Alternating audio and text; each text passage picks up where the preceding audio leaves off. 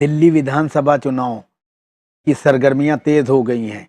Bharatiya Janata party, Congress और आम आदमी पार्टी ने जहां मतदाताओं को अपनी ओर आकर्षित करने के लिए पूरी राजधानी को होल्डिंग, बैनर, पोस्टरों से लाद दिया है, वहीं पूर्व केंद्रीय मंत्री और बिहार में बड़े नेता माने जाने वाले नागमणि ने समरस समाज पार्टी की स्थापना कर प्रवासियों और पूर्वांचल वासियों को एकजुट करने का बीड़ा उठाया है। उन्होंने 80% जनसंख्या का नेतृत्व करने की बात कहते हुए पूर्वांचल वासियों और प्रवासी नागरिकों सहित अल्पसंख्यकों और ख़ास तौर से मुसलमानों को अपनी तरफ रिझाने के लिए महत्वपूर्ण मुद्दों को अपना चुनाव अभियान में पेश करने का मन बना लिया है।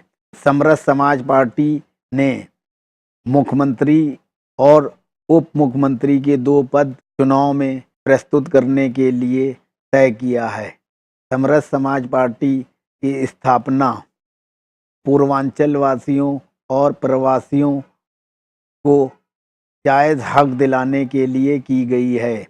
अभी तक के जितनी भी दिल्ली में सरकारें बनी हैं, वह चाहे बीजेपी की हो या 15 साल शासन कर चुकी कांग्रेस की हो या 49 दिनों में लोगों को सब्ज बाग दिखाने वाली आम आदमी पार्टी की सरकार, किसी भी सरकार ने पूर्वांचल वासियों और प्रवासी लोगों की समस्याओं को गंभीरता से हल करने का प्रयास नहीं किया।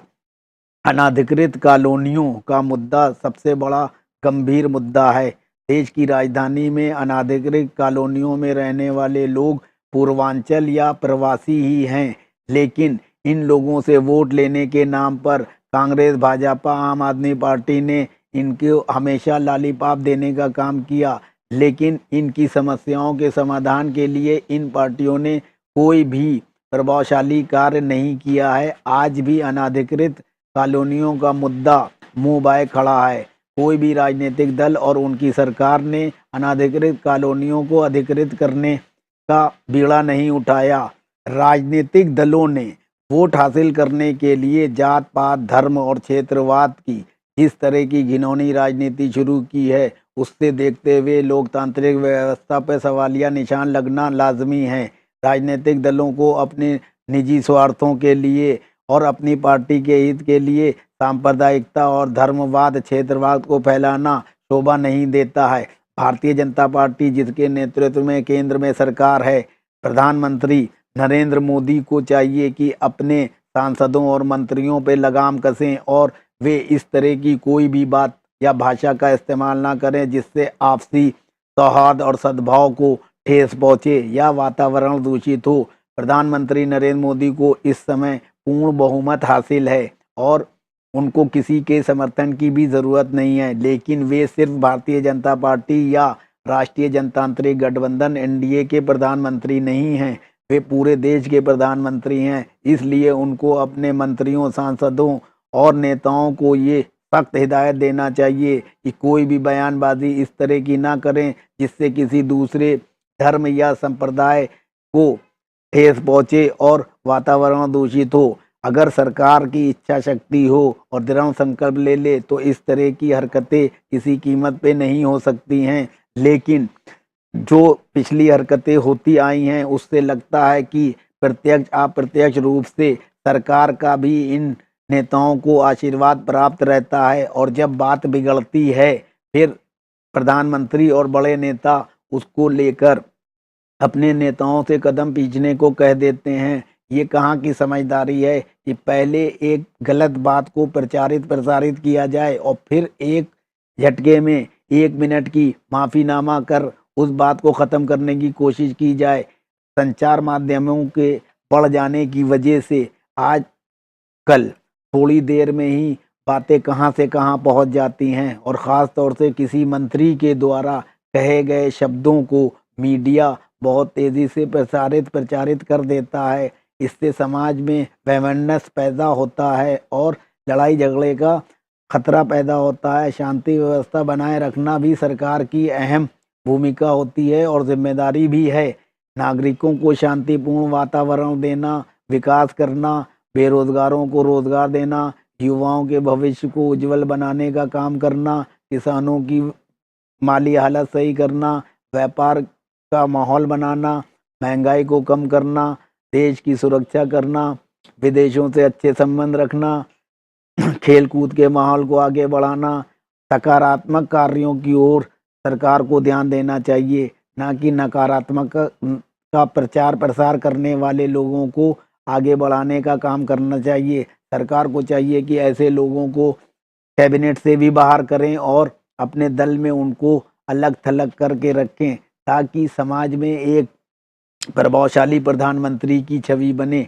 नरेंद्र मोदी की छवि यूं तो काफ़ी तेज तर्रार प्रधानमंत्री की है, लेकिन सिर्फ छवि बनने से काम नहीं चलने वाला, वो छवि परिलक्षित भी होना चाहिए।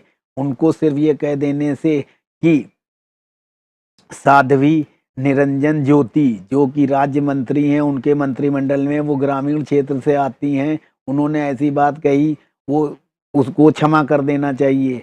लेकिन मंत्री परिषद में शामिल व्यक्ति को कोई बात कहने से अगर उसको समझदारी इतनी नहीं है तो उसको मंत्री परिषद में भी रहने का कोई हक नहीं है। किसी अनाड़ी राजनीतिक को मंत्री पद पर सुशोभित कर और उसकी बचकानी हरकतों को और गलत बयानी को किसी तरह से जो है ख़त्म करने के लिए कहना और क्षमा करने की बात करना, ये तेज तर्रार प्रधानमंत्री नरेंद्र मोदी को शोभा नहीं देता है। देश में शांति व्यवस्था बनाए रखना हर सरकार की प्राथमिकता है।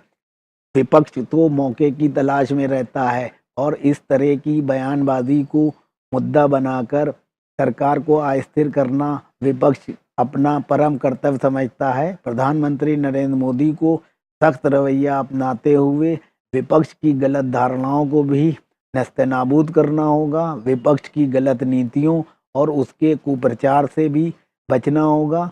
वहीं साथ ही देश में ऐसा वातावरण बनाना होगा जिससे युवा, बुजुर्ग, बेरोजगार और व्यापारी वर्ग, किसान, सभी लोगों को सरकार के प्रति मान सम्मान बढ़े और सब लोग पुनः भारतीय जनता पार्टी के पक्ष में वोट करने का निर्णय लें। नहीं तो अगर इस तरह की सांप्रदायिकता या अशांति का वातावरण भारतीय जनता पार्टी के नेताओं और मंत्रियों द्वारा फैलाया जाता है तो जनता बहुत समझदार है। लोग समझ जाएंगे कि चुनाव के वक्त इस तरह की हरकतें करना भारतीय जनता पार्टी का एक सोचा समझा तरीका है। ऐसी स्थिति में दिल्ली विधानसभा के चुनावों में भारतीय जनता पार्टी को वोट मिलना बहुत मुश्किल हो जाएगा।